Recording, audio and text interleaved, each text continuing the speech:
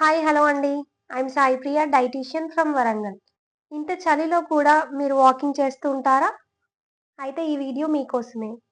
Walking చేసే వాళ్ళందరికీ నా క్వెషన్ ఏంటంటే, మీరు వాకింగ్ చేస్తున్నారు ఓకే. బట్ మీ డైట్‌లో హెల్తీగా తీసుకుంటున్నారా? క్యాలరీస్, ప్రోటీన్, ఫైబర్ ఇంటేక్ ఉంటుందా?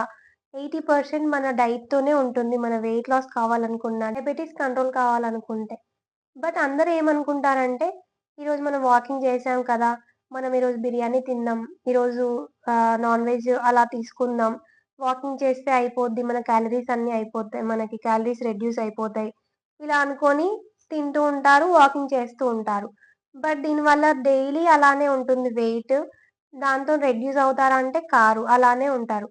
సో, కంపల్సరీగా మనం వెయిట్ లాస్ కావాలనుకున్నా గానీ వాకింగ్ అనేది ఒక 20% తీసుకున్నా 80% మన డైట్‌లోనే ఉంటుంది. మన వెయిట్ లాస్ కావాలనుకుంటే.